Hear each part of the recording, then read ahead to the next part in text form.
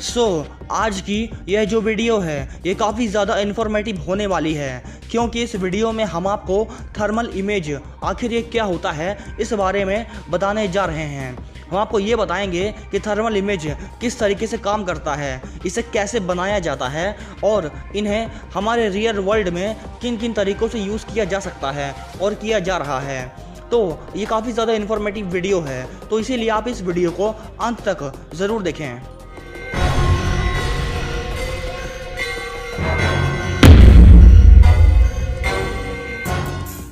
तो जैसा कि आप इस बारे में तो जानते ही हैं कि हमारी ये दुनिया पूरा वर्ल्ड डाइवर्सिटी से भरा हुआ है और हमारी इस दुनिया में अलग अलग प्रकार की चीज़ें पाई जाती हैं। और आपने ये भी देखा होगा कि आपके आसपास जितनी भी चीज़ें पाई जाती हैं उन सभी चीज़ों का अपना एक अलग ही टेम्परेचर या फिर तापमान होता है। और अगर हम इसे दूसरे वे में बोलें तो आपके आसपास जितनी भी चीज़ें पाई जाती हैं उनमें अपनी एक अलग ही हीट मौजूद होती है। हीट यानी कि जब आप उसे टच करते हैं तो आपको कितनी गर्मी फील होती है, या फिर जो हीटिंग का सेंस आपको होता है उसे हम टेम्परेचर कहते हैं। जैसा कि गर्मियों के सीज़न में आपने ये नोटिस किया होगा कि जो पेड़ पौधे होते हैं उनका अपना एक अलग टेम्परेचर होता है। उसी समय जब आप किसी अलग स्पेसिफिक मेटल को टच करते हैं जैसे कि कोई स्टील, तो उस स्टील का अपना अलग टेम्परेचर होगा। और अगर आप किसी कंक्रीट को टच करेंगे तो आपको अलग हीटिंग की सेंस होगी। और वहीं आप स्टील की जगह किसी कॉपर को टच करेंगे तो आपको उसकी अलग हीट फील होगी। तो इसे ही हम टेम्परेचर कहते हैं। और सभी चीज़ों का अपना एक अलग ही टेम्परेचर हमारी दुनिया में पाया जाता है, यानी कि हर चीज़ का अपना अलग अलग टेम्परेचर होता है। और ये जो टेम्परेचर होता है यह हमारी आंखों से दिखाई नहीं देता है, आपको इस बारे में तो मालूम ही होगा। यानी कि जो फ्लेम यानी कि आग होती है वह तो दिखाई देती है, लेकिन उस आग में से जो हीट निकल रही होती है वह हीट हमें सिर्फ फील होती है, ना कि वह दिखाई देती है। अगर आप अपने मोबाइल के कैमरे से या फिर किसी भी नॉर्मल कैमरे से एक कैंडल की यानी कि किसी भी मोमबत्ती की जो मोमबत्ती जल रही हो उसकी फ़ोटो क्लिक करते हैं तो उसकी इमेज आपको कुछ इस तरीके से दिखाई देगी। और इस बारे में आप थोड़ा इमेजिन करिए कि हमारी दुनिया में कोई ऐसी चीज़ अगर बन जाए जो कि किसी भी चीज़ की जो हीट है या फिर जो गर्मी है या जो टेम्परेचर है उसे रिकॉर्ड कर सके, यानी कि वह सेंसर यह पहचान सके कि किस चीज़ में कितनी हीट मौजूद है। यानी कि कुल मिलाकर एक हीटिंग सेंसर होना चाहिए हमारे पास। और अगर हम एक कैमरा और हीटिंग सेंसर को एक साथ कंबाइन कर देते हैं तो उसके बाद एक ऐसा नया कैमरा हमारे सामने बन के सामने आएगा जो कि किसी भी चीज़ की जो हीट है वह हमें दिखा पाएगा। यानी कि जैसे आप किसी भी इंसान की फ़ोटो को देखेंगे उस कैमरे के हेल्प से तो वो कुछ इस प्रकार की दिखाई देगी। यानी कि किसी भी इंसान के अंदर कितनी हीट या टेम्परेचर मौजूद है वह कैमरा आपको दिखा पाएगा। तो अगर आप उसी कैमरे से किसी इंसान की फ़ोटो लेते हैं और सेम कुछ समय बाद आप उसी कैमरे से किसी ट्री या फिर पेड़ की फ़ोटो लेते हैं या आसपास मौजूद किसी भी दूसरी चीज़ की फ़ोटो लेते हैं तो आपको उन दोनों ही फ़ोटोज़ में बिल्कुल अलग डिफरेंस दिखाई देगा। तो ये जो डिफरेंस है इसे ही हम थर्मल इमेज कहते हैं। अगर आप उस कैमरे के हेल्प से किसी भी स्पेसिफिक चीज़ की टेम्परेचर की इंफॉर्मेशन को निकाल पा रहे हैं तो उसे ही हम थर्मल इमेजिंग कहते हैं। और अगर आप उसी कैमरे के हेल्प से अपनी पहले वाली जो कैंडल थी उसकी फ़ोटो को देखेंगे तो कुछ इस प्रकार की आपको दिखाई देगी उस कैमरे के हेल्प से। जैसा कि यह जो इमेज है इसमें जो पिग आपको दिखाई दे रहा है उसका जो टेम्परेचर है उसमें आप बिल्कुल ही अलग से नोटिस कर पा रहे होंगे कि यहाँ पे एक जानवर मौजूद है, क्योंकि उसके अंदर का जो टेम्परेचर है वह बिल्कुल ही उसके सराउंडिंग से डिफरेंट है और इसी वजह से उसे आप पहचान पा रहे हैं। यह जो प्रोसेस है जिसकी हेल्प से हम अलग अलग चीज़ों की टेम्परेचर को नोटिस कर पा रहे हैं, इस प्रोसेस में इंफ्रारेड किरणों का यानी कि IR रेडिएशंस का यूज़ होता है। और यह जो इंफ्रारेड रेडिएशंस होती हैं वह हमारी लाइट का ही एक पार्ट है, लेकिन इनकी जो वेवलेंथ होती है वह रेड लाइट से भी कहीं ज़्यादा होती है। और जो इंसानों की आंखें होती हैं वह इस वेवलेंथ को देख नहीं पाती हैं, और इसीलिए हमारे लिए ये जो लाइट है ये पूरी तरीके से इनविजिबल है। पर हमारे पास जो मौजूद कैमरे होते हैं उनमें से जो ज़्यादातर कैमरे होते हैं उनके सेंसर इसे डिटेक्ट कर लेते हैं, और इसीलिए अगर आप अपने टीवी के रिमोट को जब कभी भी यूज़ कर रहे हैं तो उसमें आप ये नोटिस कर सकते हैं कि जब भी आप उस रिमोट का यूज़ करेंगे और उसके सामने अपने मोबाइल के कैमरे को लगाएंगे या सेट करेंगे तो आप ये पाएंगे कि जो रिमोट है उससे एक रेड कलर की वेव यानी कि लाइट दिखाई दे रही है। आपको कुछ इस तरीके से दिखाई देगा।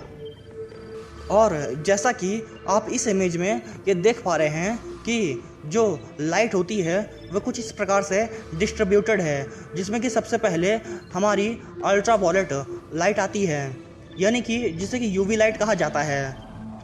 और उसके बाद नाम आता है विजिबल लाइट का, और इसे विजिबल लाइट इसीलिए कहा जाता है क्योंकि इस लाइट को हम देख पाते हैं, यानी कि हमारे लिए ये पूरी तरीके से विजिबल है, और इसी लाइट की हेल्प से हम अपने एटमॉस्फेयर को चारों ओर देख पा रहे हैं सिर्फ विजिबल लाइट की हेल्प से। और इस लाइट के बाद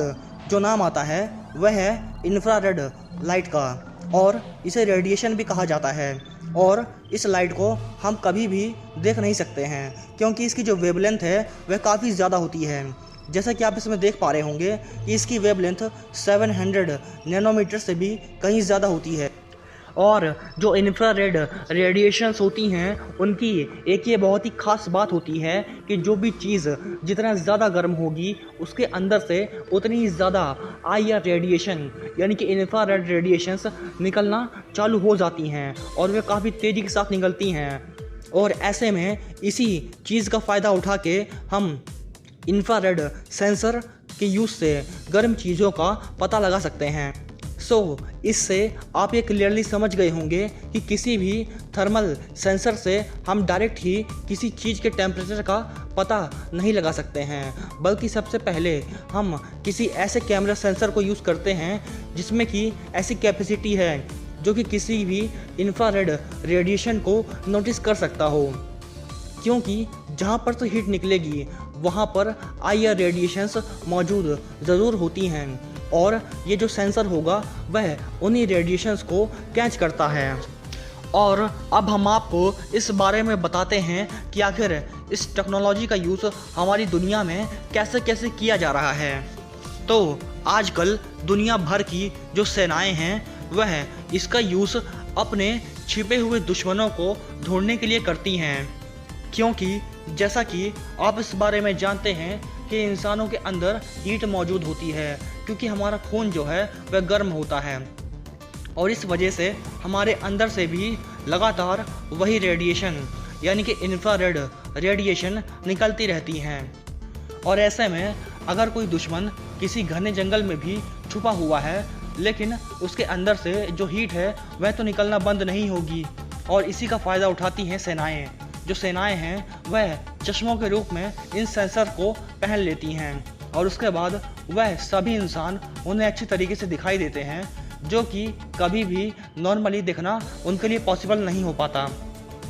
और ऐसे ही किसी भी दुर्घटना में फंसे हुए लोगों को ढूंढने के लिए, जैसे कि कोई इंसान मलबे में फंस गया है तो उस मलबे में इंसान को ढूंढना मुश्किल होगा, और ऐसे में इन सेंसर का यूज़ करके उनका पता लगाया जा सकता है।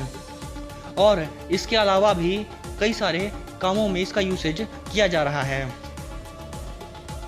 और शायद आपको इस बारे में इंफॉर्मेशन तो होगी ही कि इसरो ने यानी कि इंडियन स्पेस रिसर्च ऑर्गेनाइजेशन ने कुछ समय पहले एक मिशन कंडक्ट किया था जिसका नाम था चंद्रयान 2, और यह एक मॉड्यूल मिशन था। और इस मिशन में ऑर्बिटर, लैंडर और रोवर को मून की सरफेस पर भेजा गया था, लेकिन जो विक्रम लैंडर था जब वह वहाँ पर लैंड होने ही वाला था तो लैंड होने के कुछ समय पहले ही उसका जो कांटेक्ट है वह इसरो के साथ टूट गया, और वह उसकी सरफेस पर पूरी तरीके से गुम हो गया था और हमारी जो स्पेस एजेंसी है वह उसे ढूंढने में लग गई। लेकिन काफ़ी समय बीत गया और 3 महीनों से ज़्यादा का समय होने के बावजूद उसे ढूंढा नहीं जा सका। और उसी वक्त एक इंडियन इंजीनियर ने, जो कि यूएस स्पेस एजेंसी में यानी कि नासा में काम कर रहा था, उसने नासा को एक आइडिया दिया। और वह जो आइडिया था वह कुछ इसी प्रकार का था कि कोई भी मशीन जो होती है जब वह गर्म होती है तो गर्म होने के साथ ही वह IR यानी कि इंफ्रारेड रेडिएशंस को अपने से बाहर निकालती है।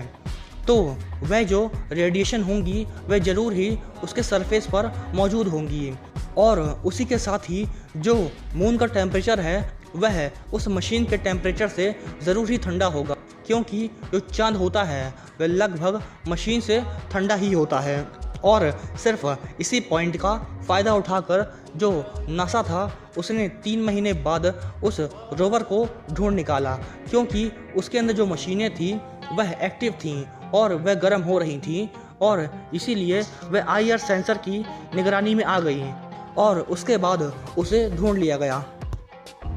और आप इस बारे में तो जानते ही होंगे कि हमारे आजकल के जो लेटेस्ट फ़ोन्स आ रहे हैं उन फ़ोन्स में एक अलग ही कैमरा आता है, जो कि एक बहुत ही छोटा सा होता है, जिसे कि नाइट मोड कैमरा या फिर नाइट मोड सेंसर भी कहा जाता है। तो वह जो कैमरा होता है आपको देखने में तो वह काफ़ी छोटा सा लगता होगा, लेकिन उसका यूज़ क्या होता है, तो आप जब कभी भी नाइट में फ़ोटो लेते हैं तो वह जो इमेज होती है वह थोड़ा एनहेंस होकर दिखाई देती है, क्योंकि वह जो नाइट मोड का कैमरा होता है उसमें भी इंफ्रारेड सेंसर यूज़ किया जा रहा है। और इसी वजह से वह जो सेंसर होता है वह हीटिंग इफेक्ट के बेसिस पर ही आपकी इमेज को एनहेंस करके आपके कैमरे में पूरा एनालाइज करके, यानी कि उस इमेज को IR रेडिएशन की जो इमेज बनी हुई थी उस इमेज से कन्वर्ट करके आपको एक नॉर्मल इमेज के फॉर्म में आपको दिखाता है। सो आई होप कि आपको हमारी ये जो वीडियो है ये काफ़ी ज़्यादा इन्फॉर्मेटिव लगी होगी और आपको इस बारे में मालूम पड़ गया होगा कि आखिर ये थर्मल इमेजेस क्या होते हैं। और अगर आपको हमारी वीडियो अच्छी लगी तो आप हमारे इस चैनल को सब्सक्राइब करें। And thanks for watching this video.